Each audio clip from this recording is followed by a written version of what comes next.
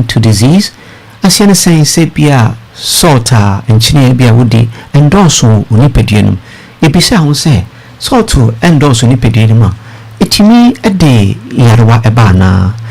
For over 70 years, no, ya catch nipa bibre say in this salt bibre, udi salt ubitimi enya oba pressure be kosro. She wow, a quite bisono ampa, but salt and say would di a table salt and a salt after a in oma process no and say would di but ni peduana kasano in here salt pa because salt no every day be you lose bear about 1.5 to 2 teaspoons of salt every single day. You lose through your sweat your team FIFA and exercise you lose stress and you lose salt through stress and caffeine, coffee, and energy drinks, and alcohol, and a boy how vomit and diarrhea, a boy handswa will lose salt through blood pressure medication. I yet diuretics, a boy lose salt because of too much water, and sure on them, a boy handswa and the kidney condition, M1 until lose salt, a boy through fasting, and adrenal glands are a boy kidney, no sono, a bien koya, organs in koya, and also bit me lose salt. Salt and casadie. Aye natural salt no, aye sea salt, and a Himalayan salt, a pink salt, and nickel salt no. It contain minerals and many peduano. She unipeduano in here salt pa aye essential nutrient as you say. Edwin ma wodia unipeduano wenya muhoba yirano. Nipa kra o salt o sodium bafoma nipa utiminya seizures and utimi ewu. Inti salt and casadia for long time no. Sebe omanye research na nkwechiri papa long time research no hwehwemu omoye no ache 70 years ago, but modern science aye research amaye ehu perfect say salt no se when di salt aye natural salt na salt no ewo forma enwenu etimi ekoso condition efe no insulin resistance. Insulin resistance and it means when you peduano intimate use insulin ye specifically no or muscle cells or liver cells or fat cells intimate use a bad sana and when ubenya insulin resistance so no and a blood pressure 90% which man me and a deba and also na type 2 diabetes and a pre-diabetes a deba sa condition see and so a day stroke akumayade and a heart attack a deba normally ubenya insulin resistance because nipa no ebia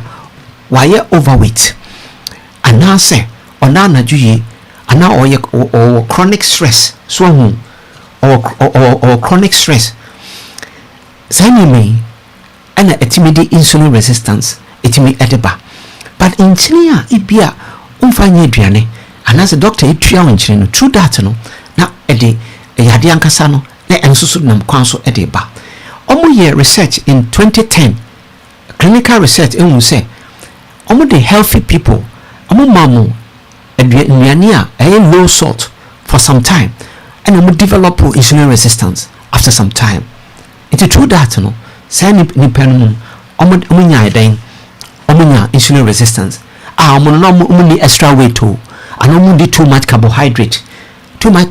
say a offense such eduane and ultra processed food no na fan fidie no and be na poor night sleep no omunye say na but because of low salt on intino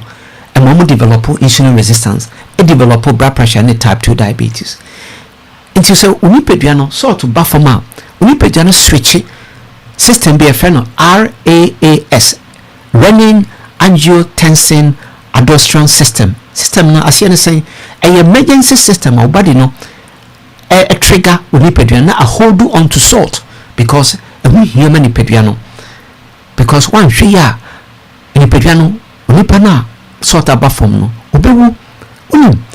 sebasa se sa system a switch on pair we peduano be produce cortisol any adrenaline a stress hormone and also be more we peduano produce more insulin not true that na ekoswa any peduano nipa na develop insulin resistance na de yarwa na de eba. But the info wins to chain. O salt ye lower, o heart rate send a coma bonnet, a bon tentem, so salt lower and also with time no be develop akoma yade and how face no ni pedwana kasa be ko bonsum akọ try so be salt sodium no and chloride but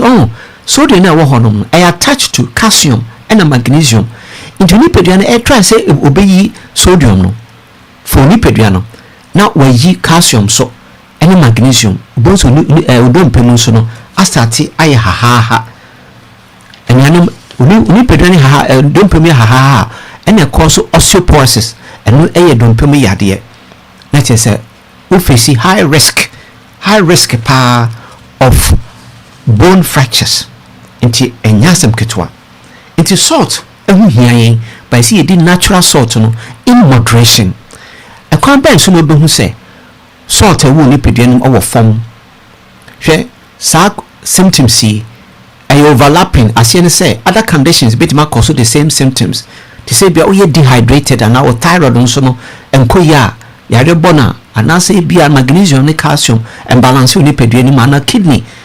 anase bia na owo diuretics so some medications bia no so bit ma cause the following symptoms but symptom number 1 so e be kire say e bia o low salt no say weakness o feel weak unzo feel weak no dey a pinch kakre people of sea salt egu nsuoma oboso unya hoden oboso na nisu ebre no especially what your asori atwansa boso nisu chin this type of dizziness no a bit my low salt obo nso a low blood pressure and so so sign bi anti low blood pressure no so nya yare bit my say low salt until the chin kakre bi go one more time oboma boso pressure akosoro fine headache and so it pie and so so another sign muscle cramps and ajo abada no boso anentu muyo ya na de and so bia salt kakre bi o de go nsuoma ti me boy bit my say low salt nausea boso bofron a bit my say low sodium no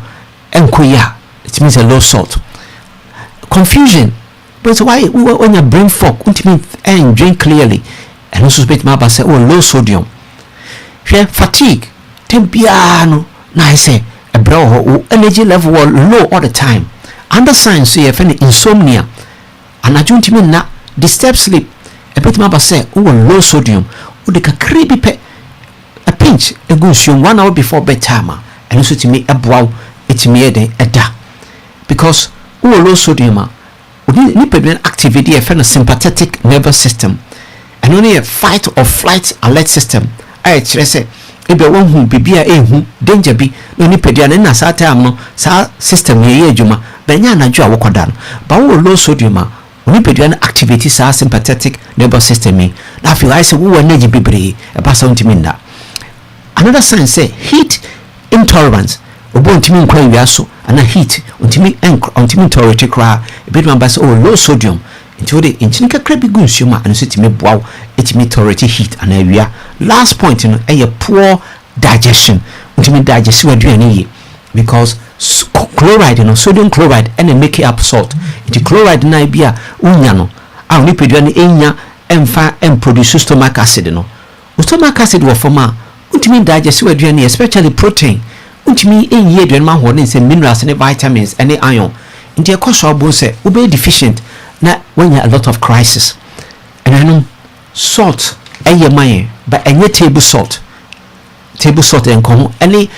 salt a wo nnuane a ya produce no there be by see the natural salt no sea salt aboyen and Himalayan salt and Celtic salt ebia utiemi na bia or chronic disease and I ya bia e have adwene natural link limited Dr. James monum dia ho ani mfidie fanamai na share number so be a blessing utiemi na on subscribe on so come YouTube channel ode uko YouTube na for Dr. James dash natural link Dr. James dash natural link show kwa subscribe be part of this mission na nyame so be gina so aiden ehiraw ba fat number 0738 464 7300 if outside the UK that's why in +44 now the 738 464 7300 na ka ho be part of this mission of course share the videos there and subscribe